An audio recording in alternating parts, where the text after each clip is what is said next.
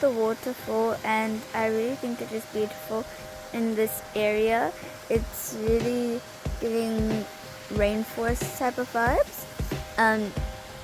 It is really cold though, and I think it's beautiful here, but it's very cold obviously.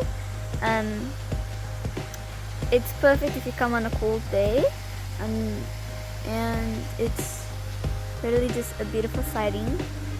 And there's like many plants. It's like kind of hidden, and it's a very small waterfall, but it's very beautiful.